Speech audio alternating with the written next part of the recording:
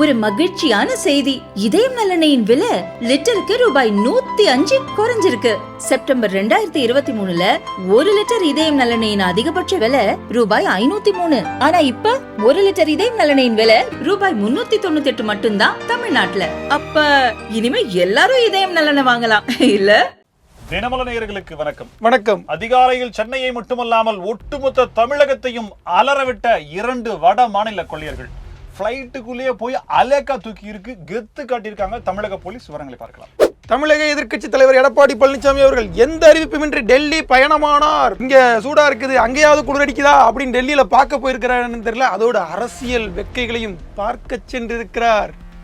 இன்னைக்கு சட்டசபையில பல சுவாரஸ்யமான சம்பவங்கள், மும்மொழி கொள்கை, கல் இறக்குது பற்றியான பேச்சு, இதெல்லாம் தாண்டி அமைச்சர் செந்தில் பாலாஜிய அதிமுகவினுடைய சட்டமன்ற உறுப்பினர் மாப்ளே அப்படின்னு சொன்னதுதான் பேசுபொருளாகி இருக்கு. விவரங்கள். டாஸ்மாக் வழக்கு விசாரணையில் இருந்து 2 நீதிபதிகளும் விலகுவதாக அறிவித்தனர். அநேகமா வேற பட்டியலுக்கு தான் போகும்னு சொல்றாங்க. ஏன் விலகுனாங்க, என்ன காரணம்? எங்கும் ஊழல் எதிலும் ஊழல்.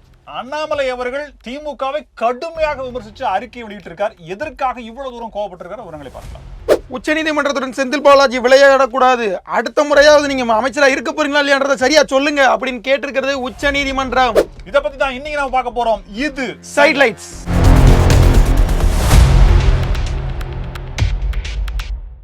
காலையில 7 மணிக்கு பெசன்ட் நகர்ல ஒரு பார்ட்டி வாக்கிங் போறாங்க. 2 பேரு 2 வீலர்ல ஸ்பீடா வர்றப்ப அப்படியே அலக்கா புடிச்சுக்கிறாங்க. அது 5 பவுன் செயின் அப்படிங்கறதுனால 1/2 பவுன் செயின் மட்டும் கையில ஒட்டிக்கிச்சு. சரி, என்னடா நம்ம பெருசா போட்ட பிளான் சின்னதா போச்சுன்னு சொல்லிட்டு அப்படியே திருவான்மையூர் போய் இந்திரா நகர்ல போய் அங்க ஒருத்தங்க வாசலுக்கு கோலம் போடுறதுக்காக நின்றுருக்காங்க. அவங்களையும் பறிச்சிருக்காங்க. செயின் அங்க ஒண்ணு பறிக்கப்பட்டிருக்கு. அப்படியே சைதாப்பேட்டை கிண்டி அப்படின்னு சொல்லி 6:30ல இருந்து ஒரு 8 மணிக்குள்ள கிட்டத்தட்ட ஒரு மணி நேரத்துல 6:30ல இருந்து 7:30க்குள்ள ஒரு 8 சம்பவம் நடந்திருக்கு. அங்கங்க இருக்கக்கூடிய காவல் நிலையங்கள்லாம் அப்படியே செய்தியா பரவுது. ஹார்ட் ஒர்க் பண்ணிருக்காங்க, ஸ்மார்ட் ஒர்க் பண்ணிருக்காங்க. பாத்தீங்களா, 8 பேரு கர்நாடக பதிவின் கொண்ட கருப்பு நிற 2 வீலர்ல தான் வந்தாங்க அப்படின்ற மாதிரிலாம் ஒண்ணு. எப்படித்தான் கண்டுபிடிச்சாங்கன்னு தெரியல. அவங்க திருடுறதுக்காக தான் பைக்ல வந்தாங்களா இல்ல அந்த பைக்கே திருட்டு பைக்கான்ற சந்தேகம் கூட வருது. கர்நாடக பதிவு என்னன்னா அப்புறம் அங்க இருந்து எப்படி வந்துச்சுன்றது, அங்க இருந்து ஒரு பைக்கை திருடிட்டு வந்தாங்களா இல்ல அங்க இருந்து ஒரு பார்டர் கிராஸ் பண்ணி வந்துட்டு திரும்ப போவாங்களா? ஃளைட்ல வந்திருக்காங்க. ஏன்னா இந்த சம்பவம் ஏற்கனவே நடந்திருக்கு. பொங்கல் அப்போ இந்த மாதிரியான சம்பவம் நடந்திருக்கு. கம்ப்ளீட்டா எல்லாம் ரிவீல் பண்ணிட்டாங்க. ஆனா என்ன, ஆளுங்க இங்க இல்ல, எஸ்கேப் ஆயிட்டாங்க. சோ அடுத்து மீண்டும் இவ ஏதாவது சம்பவத்தை பண்ணா அப்படின்னா ட்ராப் மாதிரி வச்சு வந்தவொடனே அதே மாதிரி தொக்கா இன்னைக்கு மாட்டுறாங்க. உடனே இங்க இருந்து இன்னைக்கு இப்போ இந்த ஒரு 1/2 மணி நேரத்துல கிளம்பக்கூடிய விமானங்கள் என்ன சொல்லி ஏர்போர்ட்டுக்கு ஃபோன் பண்ணிருக்காங்க. 2 விமானம் வந்து, ஒண்ணு வந்து மும்பை போகுது, ஹைதராபாத் ஒண்ணு போகுது, இன்னொன்னு வேற எங்கேயோ போகுது. 2 விமானத்தையும் நிறுத்தி 2யும் போய் அலாசி எல்லாத்தையும் பார்த்தோன்னா பேரை கூட மாத்தி சொல்லிருக்கானுங்க. அப்படியே தலையில கை வச்சு, வாங்க சார் உங்களுக்கு ஸ்பெஷல் சாப்பாடு இருக்கு வாங்க சொல்லி கூப்பிட்டு வந்து ஸ்பெஷல் ட்ரீட்மெண்ட்ல இருக்கு. 2 பேர் அரெஸ்ட் பண்ணிருக்காங்க. உத்தரப்பிரதேஷ் மற்றும் பீகாரை சேர்ந்தவர்கள் அப்படின்ற மாதிரிலாம் சொல்லப்படுது. வட மாநில கொள்ளையர்களால் அப்படியே கதிகலங்கி போன தமிழ்நாடு 1 மணி நேரத்துல இவ்வளவு பெரிய சம்பவத்தை பண்ணிருக்காங்க. பிழைப்புக்காக வட மாநிலத்துல இருந்து நிறைய நபர்கள் ட்ரெயின்ல டிக்கெட் கூட எடுக்கிறதுக்கான அந்த வசதி கூட இல்லாம நிறைய பேர் வேலைக்காக, அதாவது உழைக்கிறதுக்காக பிழைக்கிறதுக்காக வர்ற மக்கள் இருக்காங்க. அவங்கள மதிக்கலாம். ஆனா இந்த மாதிரி வர்றவங்க, இந்த மாதிரியான வட மாநிலத்தில் வரக்கூடிய ஒரு சில 2 பேர்னால ஒட்டுமொத்தமா வரக்கூடிய எல்லாருக்குமான கெட்ட பேர் அப்படிங்கிறது யாருமே நம்ப மாட்டாங்க. ஹிந்தி பேசுறாங்க வடக்கன்ஸ் அப்படின்னாலே இனிமேல் நம்ப மாட்டாங்க அப்படிங்கிற சூழ்நிலை இருக்கு. இதெல்லாம் தாண்டி 3 மணி நேரத்துல கேஸுக்கு முற்றுப்புள்ளி வச்சாங்க பாத்தீங்களா, அதுதான் வேற லெவல். எப்பா ஸ்காட்லாண்டுக்கு நிகரான போலீஸ் சும்மாவா சொன்னாங்க? ஆனா எல்லாமே ஓகே, ஆனா சில இடங்கள்ல மட்டும் ஏன் தட்டு தடுமாறுகிறது அப்படின்ற கேள்வி. அதாவது இந்த அதிகாரம் வேற லெவல். இந்த அதிகார தலையீடுகள்லாம் இல்லாத இடத்துல நாங்க ஸ்ட்ரைட்டா போயிருவோம். ஆனா மத்த இடத்துல இந்த முட்டும் போது அதிகாரத்துல அதெல்லாம் தெரியாது. 1 மணி நேரத்துல அவங்களை கண்டுபிடிச்சாங்கன்னு சொல்லி யாரு சொன்னாங்களோ தெரியல. ஐயா 1 மணி நேரம், 1 மணி நேரம், 1/2 மணி நேரத்துல அப்படியே கூட்டு வந்தேன்னு சொல்லி நம்மளால நமக்கு தெரிஞ்ச இடம் அப்படின்னு சொல்லுவாங்க போல. உடனடியாக பிடிச்சிட்டாங்க. பரவாயில்ல. இந்த இடத்துல வந்து நம்மளோட போலீஸ் வந்து நம்ம பாராட்டுறோம். இதே மாதிரி மற்ற குற்ற வழக்குகளையும் இந்த கள்ளச்சாராயம் காய்ச்சலாம் கொஞ்சம் கட்டுப்படுத்திட்டீங்கன்னா. ஆனா ஒண்ணுங்க, ஒரு நாள் அல்லது இன்னொரு நாள் லேட் ஆகுதுன்னு வச்சுங்களேன், இவனுங்களும் வேற மாநிலத்துக்கு எஸ்கேப் ஆகி போயிருப்பாங்க. இங்க இப்ப இருக்கிற சட்டம் ஒழுங்கு பிரச்சனை அப்படிங்கறத வந்து பேசுறதுக்கு செம்ம கண்டென்ட், வைரல் கண்டென்ட்டா மாறி இருக்கும். ஆனா அதுக்கெல்லாம் வாய்ப்பு கொடுக்காம காவல்துறை கடமையை செஞ்சிருச்சுன்னா பாத்துங்களேன். தமிழக சட்டப்பேரவையின் எதிர்க்கட்சி தலைவர் எடப்பாடி பழனிசாமி அவர்கள் எந்த அறிவிப்புமே இல்லாம, அப்ப அதிமுக பொதுச்செயலாளர் இல்ல அப்படின்ற அது அந்த கன்ஃபியூஷன் இருக்கிறதுனால நான் இங்கிருந்து ஸ்டார்ட் பண்ணேன். ஏன் அப்படி பண்றீங்க? அதாவது எந்த அறிவிப்புமே, ரெட்டலக்காரங்களா எம்ஜிஆர் விசுவாசிங்களா பாருங்க பையன் என்ன பேசுறாங்க. அதாவது எந்த அறிவிப்புமின்றி பட்ஜெட் கூட்டத்தொடர் நடந்துகிட்டு இருக்கும் போதே ஐயா திடீர்னு டெல்லிக்கு பயணமாயிருக்காரு. ஐயா பட்ஜெட் கூட்டத்தொடர் நடந்துகிட்டு இருக்கு, நீங்க வெளிநடப்பு செய்துக்கிட்டு வெளியே வந்து பேசணும், அதையெல்லாம் 2 நாளா பண்ணிட்டீங்க. இருந்தாலும் அதான் முக்கியம், ரெட்டலை தான் முக்கியம், கட்சி தான் முக்கியம். அதான் இப்போ டெல்லி வந்து பயணமாகி இருக்கிறார். இந்த நேரத்தில் தமிழக சட்டப்பேரவையில் முதலமைச்சர் ஸ்டாலின் அவர்கள் என்ன சொல்றாரு, அவர் டெல்லிக்கு போயிருக்கிறார் அப்படின்னு சொல்லி ஊடக செய்திகள் தெரிவிக்குது. டெல்லிக்கு அவர் யாரை பார்க்க போயிருக்கான்னு உளவுத்துறை எங்களுக்கு சார், நான் டெல்லி வரைக்கும் போயிட்டு இருந்தேன், கொஞ்சம் சட்டசபை பார்த்து நடத்துங்கன்னு சொல்லிட்டா போ. இல்ல, அதான் டெல்லியில அவர் யாரை சந்திக்க போயிருக்கிறாரு எங்களுக்கு தெரியும். ஒருவேளை உளவுத்துறை சொல்லியிருக்கும் போல.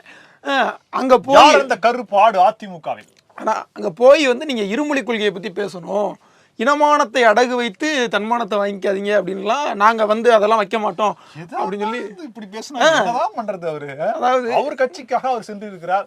ஒண்ணு இல்லைங்க, நேத்து வந்து அந்த மும்மொழி கொள்கைக்கான மீட்டிங் நடந்தது இல்லைங்களா, அதுல வந்துட்டு எல்லா மாநில முதலமைச்சர்களும் வந்தாங்க. அதுல சட்டசபையிலேயே சொல்றாங்க, இதை வந்து இந்த அறிக்கையை நாங்க வலியுறுத்தி பிரதமர்கிட்ட நேர்ல கொடுப்போம்னு சொல்றாங்க. இப்ப நீங்க வந்து எதிர்கட்சியா இருக்கிறீங்க, இவ்வளவு எதிர்த்து களமாடுறீங்க, நீங்க இந்த சாக்கா வச்சுட்டு அவர்கிட்ட போயிட்டு வேற மாதிரி எதனா பேசின்னு வருவீங்க அப்படின்னு நினைச்சு, இது என்ன நீ நாங்க தான் கூட்டணியே வைக்க போறோமே அப்படிங்கும் போது நீ என்ன போய் பேசுறது அப்படின்ற மாதிரி இவர் உடனே கிளம்பி போயிட்டாங்க. இல்லதான். ரெண்டாவது, இப்போ எடப்பாடி பழனிசாமி அவர்கள் ஏன் டெல்லி போனார் அப்படிங்கிறது ஒரு கேள்வியாக இருக்குது. கடந்த முறை வந்து அவங்க அந்த அதிமுக அலுவலகத்துல அங்க திறந்திருந்தாங்க. 10 கோடி ரூபாய் செலவுல 4 ஃப்ளோர்ல வந்துட்டு அதிமுக டெல்லியில் அலுவலகம் இருந்தது. அங்க போயிருக்கிறாரு. ஒருவேளை அங்க கூட்டணி அலுவலகத்தை வந்து பார்வையிடுவதற்காக தமிழகத்தில் இருக்கக்கூடிய அரசியல் நிலவரம், மும்மொழி கொள்கை இங்க எப்படி எகென்ஸ்டா வீரியமா இருக்கு அப்படிங்கிற எல்லா செய்திகளையும் சொல்லலாம். அதுக்கும் போயிருக்கிறாரு. அதே நேரத்தில் கூட்டணி பேச போயிருக்கிறாருன்னு ஒரு பக்கம் பேசுறாங்க. மற்றொரு பக்கம் வந்து இல்ல கட்சி பிரச்சனை இருக்குது, ரெட்டைலை சின்ன வேணும், கட்சியுடைய உட்கட்சி விவகாரங்களை வந்து விசாரிக்கலாம், நீதிமன்ற தீர்ப்பு கொடுத்துருக்கு, இப்படி பல பிரச்சனைகள் இருக்கு. எல்லாத்தையும் சால்வ் பண்றதுக்காகத்தான் சட்டப்பேரவை கூட்டத்தொடர் நடந்துகிட்டு இருக்கும்போது ஐயா டெல்லிக்கு போயிருக்காப்ல. சூப்பர் ஸ்டார் சொன்ன மாதிரி தான், என்னது கருப்பு காய் போகுது கூடவே சிகப்பு காய் போகுது, வேற மாதிரி சொல்லுவாருன்னு நினைக்கிறேன். சிகப்பு காய் போகுது பின்னாடியே கருப்பு காயும் போகுது, சரியில்லையே அப்படின்னு. அதாவது எஸ்பி வேலுமணியும் மாலை செல்கிறார். ஆமா, அதாவது அவரும் போகிறார் இவரும் போகிறார். ஒருவேளை கூட்டணியாக ஒரு பேச்சுவார்த்தை அல்லது எடப்பாடி பழனிசாமி அவர்கள் மட்டும் போயிருந்தாருன்னா கூட கண்டிப்பா நம்ம நம்பலாம், சரி இவர் சொன்னதுல ஏதோ ஒரு உண்மை இருக்கும்பா அப்படின்ற மாதிரி. ஆனா கூடவே அதிமுக உண்மை விசுவாசி தொண்டர் எஸ்பி வேலுமணி ஐயா அவர்கள், முன்னாள் அமைச்சர் சென்று கொண்டிருப்பதுதான் இங்கு பல பேர் பலவாறாக பேசுவதற்கான ஒரு கடலையாக மாறி. ஒருவேளை நாளை பின்ன அதிகமா டெல்லியிலே ஐயா பேட்டி கொடுப்பாருன்னு நினைக்கிறேன். ஒருவேளை நாளை பின்ன தமிழ்நாட்டுக்கு வந்து அவர் பேட்டி கொடுப்பார். பாப்போம். ஞாபகம், நாடாளுமன்ற தேர்தல் எலெக்ஷன் முடிஞ்ச உடனே பாஜகவோடு அதிமுக கூட்டு சேர்ந்திருந்தால் குறைந்தபட்சம் 15 இடங்களை வென்றிருக்கும் என்று வெளிப்படையாக முதலாக தன்னுடைய உள்ள கிடக்கையை பகிர்ந்து கொண்டவர் ஐயா எஸ்பி வேலுமணி அவர்கள் என்பதை இந்த நேரத்தில் நான் ஞாபகப்படுத்த வேண்டும் இல்லையா?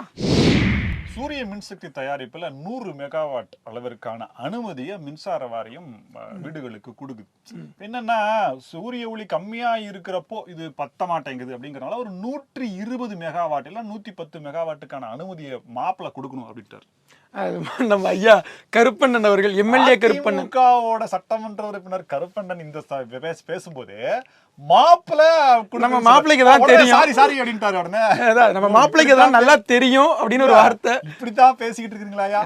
நாங்க தான் இங்க ஆளுங்கட்சி எதிர்கட்சி உரிமைக்காக போராடுறோம், 2 பேரும் கீரியும் பாம்பும் உண்மைக்காக போராடுறவங்க பாத்துட்டு இருந்தா நீங்க என்னையா மாப்பிள்ள மச்சான்னு பேசிட்டீங்க, வாய் தவறி வந்துச்சு சாரின்னுலாம் கேக்குறீங்க. அதாவது முன்னாடி ஒரே கட்சியில இருந்ததுனால பேச்சு வழக்குல அப்படி பேசிவிட்டோம் அப்படின்னு சொல்லிட்டு இவரோட மட்டும்தானா இல்ல அப்படின்ற மாதிரி எல்லாருமே மாப்பிள்ள மச்சான் அன்பு அண்ணன் தம்பி அப்படிதானே பழகுறாங்க. அதிமுக பண்றது வாக்களித்த மக்கள் நாங்க ஏதோ நல்லது செய்வீங்கன்னு நம்பிக்கையில் இருக்கிறோம் அப்படின்னு பேச, அதுக்கு பதிலாக இவர் வந்து இல்ல இதுக்கு முன்னாடி அமைச்சர் என்னுடைய மாவட்டத்தின் மருமகன் எல்லாம் சிலர் வந்து பேசி இருக்கிறாங்க. அது திமுக எம்எல்ஏக்களை திமுக வாங்குவதற்காக அந்த மாதிரி சொல்லக்கூடிய புகழ்ச்சியா? ஆமா, அந்த மாதிரியான ஒரு வார்த்தை. அதனால மாப்பிள்ளைக்கு தெரியும். வஞ்ச புகழ்ச்சி மாதிரி ஆயிருமே. இது அன்பு புகழ்ச்சிங்க, என்ன பேசுறீங்க? அதெல்லாம் கிடையாது. ஓகே, அப்படிலாம் இருக்கு.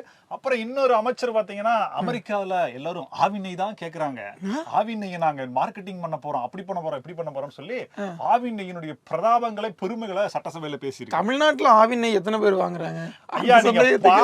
கொள்முதல்ல நடக்கிற ஊழல், கலக்கிற தண்ணி, ஆவில நடக்கிற ஊழல் எல்லாம் முதல்ல சரி பண்ணுவீங்களா? அதெல்லாம் கூட அமெரிக்கால ஆவின் விக்கிறத பத்தி பத்தி பேசுவீங்களா? அதெல்லாம் கூட பரவாயில்ல, ஆவினுக்கு பால் ஊத்துறாங்களே அந்த பால் ஊத்தக்கூடிய உற்பத்தியாளர்கள் அவங்களுக்கு ஒழுங்கா பணத்தை கொடுத்துட்டு இருக்கீங்களா, அதுவே பெரிய பிரச்சனையா அதாவது இருக்கு. விவசாயிகள் ஆவினுக்கு பால் ஊத்துறாங்க, அமைச்சர் பெருமக்கள் பால் ஊத்துறவங்களுக்கே பால் ஊத்துறாங்க, பால் ஊத்துறவங்களுக்கே பால் ஊத்துறாங்க, ஆவின் நிர்வாகத்துக்கே பால் ஊத்துறாங்க, மக்களுக்கு எங்க பால் கிடைக்குது அப்படின்ற மாதிரி அவங்க புலம்பிட்டு இருக்காங்க. ஆனா இவங்க பாத்தீங்கன்னா அமெரிக்காவில ஆவின் கேட்கறவங்க போராடுறாங்கன்னா பாத்துங்க அப்படின்ற மாதிரி அவங்க சொல்றாங்க. தமிழ்நாட்டை தாண்டி முதல்ல ஆவின் போகட்டும், அதுக்கப்புறமா அமெரிக்காவுக்கு போலாங்க. அப்புறம் கல்லு பிரச்சனை எல்லாம் எடுத்திருக்காங்க, கல்லுக்கு அனுமதி கொடுக்கணும் அப்படின்னு, கல் இறக்க பதநீர் இறக்க அனுமதி. ஐயா கல் நல்லுசாமி வேற அந்த போராட்டம் எல்லாம் பண்ணப்ப நாங்களாம் அப்புறம் சாராய ஆலை வச்சிருக்கிறவங்க எல்லாம் பெட்டிக்கு 50 ரூபா 70 ரூபா கொடுத்துருக்காங்க, பாட்டிலுக்கு 10 ரூபா வாங்கினா இதெல்லாம் எங்க போறது அப்படின்னு. வருஷம் எவ்வளவு டர்ன் ஓவர் தெரியுமா, அதெல்லாம் குறைஞ்சு போகாது. 1000 கோடி ஊழல் சொல்லிருக்காங்க, உண்மையிலே எவ்வளவு தெரியுமா, எத்தனை சைபர் விட்டுட்டாங்க தெரியுமா அப்படின்ற மாதிரி எல்லாம் கேள்விகள்லாம் வருது.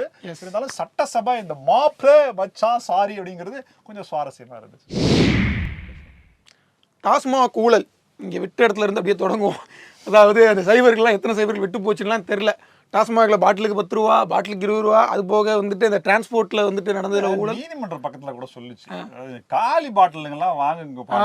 இன்னமும் ரொம்ப பயங்கரமா பேசுனாங்க, ரீசைக்கிள் பண்ண சூழல் ஊட்டி போன்ற மலைவஸ்தலங்களுக்கெல்லாம் முதல்ல என்னது பரீட்சார்த்த முறையில நாங்க வாங்குறோம் அப்படின்ற மாதிரி எல்லாம் சொல்லியிருந்தாங்க. என்ன ஆச்சுன்னு தெரியல, கிடப்புலதான் இருக்குது. அதே மாதிரிதான் இந்த கேரி பேக் போட்டாங்க, அதுவும் கேரி பேக் 10 ரூபாய்க்கு டீ வாங்கினா கூட கேரி பேக்ல போட்டு எடுத்துட்டு போங்க அப்படின்றான்.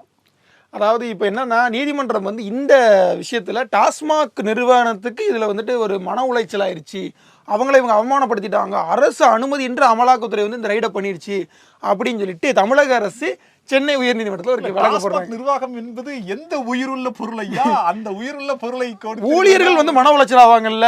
அந்த டாஸ்மாக் தலைமையகத்துடைய நிர்வாக இயக்குனர் அங்க இருக்கக்கூடிய கொடுத்த கோரிக்கை நிறைவேற்றலன்னு சொல்லி போராடுறாங்க. மாணவர்கள் சொல்லி தரதுக்கு ஆசிரியர்கள் பற்றாக்குறையா இருக்குது, அவங்க எல்லாம் அப்புறமா அரசு ஊழியர்கள், இவங்க தான் முதல்ல அரசு ஊழியர்கள் கஷ்டப்படுறாங்கன்னு இவங்க தான் முக்கியமான அரசு ஊழியர்கள் 50,000 கோடி தான் சம்பாதிச்சு தராங்க. என்ன பேசிட்டு இருக்கீங்க நீங்க? கரெக்ட்.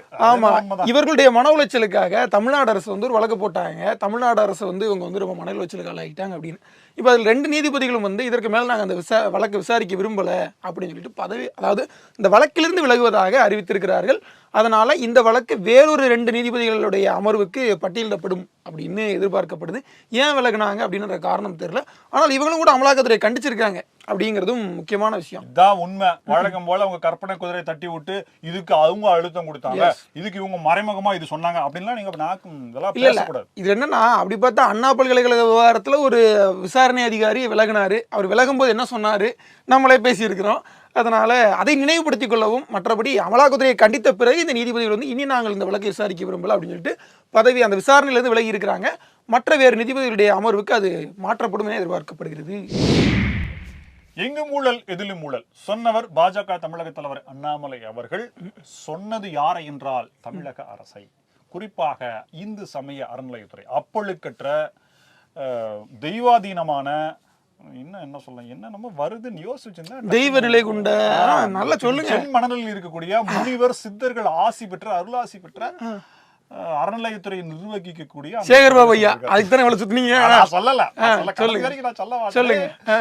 திருச்செந்தூர்ல ஆலய பணிகள், சீரமைப்பு பணிகள் எல்லாம் போயிட்டு இருக்கு. கிட்டத்தட்ட ஒரு 100 கோடி ரூபாய்க்கு மேல செலவு பண்ணிருக்காங்க அப்படின்ற மாதிரி. செலவு தானே பண்ணிருக்காங்க, வேற ஏதோ சொன்ன நினைச்சேன். சொல்லுங்க. இதுதான் பாயிண்ட். செலவு தான் பண்றீங்க, அங்க ஒண்ணுமே இல்லைன்னு சொல்லிட்டு பாஜகவை சேர்ந்த நிர்வாகி, அவர் பேர் பிரதீப் ஜான்னு சொல்றாங்க. அவரு என்ன அங்க போயிருக்காரு. அவர் போயிட்டு அங்க இருக்கக்கூடிய கழிவறையில இருக்கக்கூடிய வீடியோ எடுத்து போட்டிருக்காரு. பாத்தீங்கன்னா அவர் வீட்டை நாளைக்கு அவர் வீட்டை ஒரு மாதிரி வேற மாதிரி தாக்குதலுக்கு உள்ளாக்கி விட்டது அப்படின்ற மாதிரிலாம் சொல்றாங்க. ஆமா, காலங்கத்தான் 4 மணிக்கு தமிழக தலைவர் அண்ணாமலை அவர்கள் அறிக்கை விட்டுருக்காரு. அதான் காலங்கத்தான் 4 மணிக்கு வந்து போலீஸ்கார கதவை திட்டுற வேலையெல்லாம் நடக்குது அப்படிங்கிறாங்க. முழுக்க திமுக ஆட்சியில குறைகள் இருக்குன்னு எடுத்து காட்டுறவங்க, சுட்டி காட்டுறவங்க எல்லாத்தையுமே காவல்துறை கொண்டோ அரசு அதிகாரிகள் கொண்டோ அச்சுறுத்துவதை ஒரு வேலையா பார்த்துட்டு இருக்காங்க. நீ குறையை எடு, சுட்டி காட்டு, ஆனா அது எங்கள்கிட்ட மட்டும் தான் நீ காட்டணும். அதுக்கான வெகுமதியை ரிவார்டை நாங்க உங்களுக்கு தருவோம். அப்படி இல்லைன்னா இந்த மாதிரி ரிவார்டு தருவோம், இந்த மாதிரி மிரட்டுவோம் அப்படின்னு சொல்லிட்டு அதை ஸ்டார்ட் பண்ணியிருக்கிறாங்க. பிரதீப் ஜான் என்ன பண்ணாங்க, அந்த மாதிரி நடவடிக்கை எடுத்திருக்காங்க போல இருக்கு. எங்க குறைய சுட்டி காட்டுறதுன்னு சொல்லி ஒரு நிர்வாகம் பண்ற அரசு இப்படி பண்ணா சரியா இருக்குமா? 2026 பாஜக ஆட்சி அமைந்தவுடன் இந்து சமய அறநிலையத்துறை எப்படி பண்ற பாருங்க, ஒரு ஆள் அங்கிருந்து ஒத்த பைசா திருட முடியாது அப்படின்ற மாதிரி அவர் சொல்லிருக்காரு. நம்ம முன்னாள் காவல் அதிகாரி பொன் மாணிக்கவேல் இந்த இந்து சமய அறநிலையத்துறையில் நடக்கக்கூடிய குளறுபடிகளையும் அந்த பணம் திருடப்படும் விதத்தையும் பல வாராக வீடியோக்களையும் பத்திரிகைகளையும் சந்திச்சு ஆதாரப்பூர்வமா சொல்லிக்கிட்டு இருக்காரு. எல்லாரும் சென்று சேருமா அப்படின்றது தெரியல. 470 நாட்களுக்கு மேல சிறையில இருந்து அதற்கு பிறகு சிறை மீண்ட செம்மல் ஐயா செந்தில் பாலாஜி அவர்களுக்கு மீண்டும் உச்சநீதிமன்றம் வந்து விசாரணையில என்ன கேட்டிருக்கிறாங்கன்னா, லிம்கா புக் ஆஃப் ரெக்கார்ட்ஸ்ல ஷீல்டு கேப்பீங்க போல. ஆமா கொடுக்கணும்ல, அவ்வளவு நாட்கள் வந்து தேச தியாகியா இருந்திருக்காரு. நீங்க நினைச்சா கொடுக்க மாட்டாங்களாயா? போன் பண்ணா அவர் சீட் எடுத்து வர யுனெஸ்கோவோட கொடுப்பாங்க. என்ன நீங்க பேசிட்டு இருக்கீங்க? இப்ப என்னன்னா ஐயா செந்தில் பாலாஜி அவர்கள் வந்து உச்சநீதிமன்றம் என்ன கேள்வி கேட்டிருக்குன்னா, நீங்க அமைச்சராக தொடர விரும்புகிறீர்களா இல்லையா? ஏன்னா அமைச்சர் பதவியை நாங்கள் ரத்து பண்ணிட்டோம், அதனால வழக்கின் விசாரணைக்கு எந்த பாதிப்பும் ஏற்படாதுன்னு சொல்லி தானே எங்ககிட்ட ஜாமீன் கேட்டீங்க, அப்படி தானே நாங்கள் ஜாமீன் கொடுத்தோம் அப்படின்னு சொல்லிட்டு உச்சநீதிமன்றம் கேட்டிருக்கு. ஆனா நீங்க அமைச்சராக எந்த தடையும் விதிக்கவில்லையே. உண்மையிலேயே இந்த கேள்வியில நீதிமன்றங்கள் எந்த அளவிற்கு, அதாவது ஸ்ட்ராங்கான ஒவ்வொரு அடியும் எவ்வளவு ஸ்ட்ராங்கா எடுத்துக்கணும். இந்த கேள்வியை பாருங்களேன், நீங்க அமைச்சராக தொடர விரும்புகிறீர்களா? எந்த விதத்திலையுமே நீங்க இதை சொல்லிதான் நீங்க பெயில் வாங்குனீங்க, நீங்க இதை மீறி இருக்கீங்க, இதுக்கான விளக்கத்தை கொடுங்க, நீங்க இதை சொன்னீங்க, இதை மீறிட்டீங்க, அதெல்லாம் தம்பி அதெல்லாம் கேட்டிருக்காங்க. என்ன கேட்டாங்கன்னா, அதாவது நீங்க வந்து அட்வான்டேஜ் எடுத்துக்க கூடாதுன்னு நாங்க சொன்னோம். பேச்சுக்கு சொன்னா பெயில் கொடுக்குறோம், நீங்க அட்வான்டேஜ் எடுத்துக்க கூடாதுன்னு நாங்க சொன்னோம். ஆனா நீங்க அட்வான்டேஜ் எடுத்துக்கிட்டு பெயில் கிடைச்ச 4 நாள்ல அமைச்சர் ஆயிட்டீங்க, எப்படி அமைச்சர் ஆனீங்க அப்படின்ற கேள்வி. நீங்க அமைச்சராவே இருங்க, ஆனா திகார்லயோ புழலையோ இருங்க. பெட்டிஷன் என்னன்னா, இவங்க வந்துட்டு இவர் அமைச்சரா இருக்கிறதுனால சாட்சிகள் உண்மையாக முன் வந்து விசாரணைகளை வந்து ஒத்துழைக்கவோ விசாரணை உண்மையை சொல்லவோ பயப்படுறாங்க, தயக்கம் காட்டுறாங்க. அதனால இவருடைய அமைச்சர் பதவியை ராஜினாமா பண்ணணும், இல்ல பெயில கேன்சல் பண்ணணும். ஒரு கருணை கடல் மேல இப்படியா பகிரங்கமான அபாண்டமான குற்றச்சாட்டு. அவருக்கு எதுக்கு பெயில் கொடுத்தாங்கன்றது முக்கியமான விஷயம். ரொம்ப நாளா ஜெயில இருக்காருன்னு பெயில் கொடுத்தாங்க, அவர் உத்தமர்லாம் பெயில் கொடுக்கலங்கிறது முக்கியமான விஷயம். இந்த இதய அதுக்கப்புறமா 400 நாள் உள்ளதான் இருந்திருக்கிறாரு, சிகிச்சை முடிஞ்ச கூட உள்ளதான் இருந்திருக்கிறாரு, அதை புரிஞ்சுக்கணும். அதனால அந்த பெயில் கேன்சல் ஆகுமா அல்லது அவருடைய பதவி பறி போகுமா அப்படிங்கிற 2 கேள்வி இருக்கு. ஆசை ரெண்டுத்துல எது நடந்தாலும் அது அவருக்கு தான் நஷ்டம், திமுக ஆட்சிக்கு தான் கெட்ட பேர். இதை மறந்துட்டு அவர் வந்து நடத்திட்டு இருக்காரு. ஸோ ஏப்ரல் 9ஆம் தேதி அந்த வழக்கை வந்து விசாரணைக்காக ஒத்தி வச்சிருக்காங்க. ஐயா பாத்துங்க, நடக்கக்கூடியதான் நமக்கு சாதகமா இல்ல. 2026 தேர்தல் வேற போது, அதுக்குள்ள எல்லா பாட்டிலுக்கு ஒரு 10 ரூபா இன்னொரு 10 ரூபா சேர்த்த போட்டு மொத்த காசையும் அடிச்சு விட்டு அப்புறமா ஏதாவது நடவடிக்கை எடுத்து. அரூர் கேங் எவ்வளவு பெரிய கேங் நினைச்சிட்டு இருக்கீங்க, அதெல்லாம் நடக்கும், கவலைப்படாதீங்க. இதே போல பல புதிய தகவல்களோடு மீண்டும் உங்களை சந்திக்கிறோம். இது சைட் லைட்ஸ். நன்றி.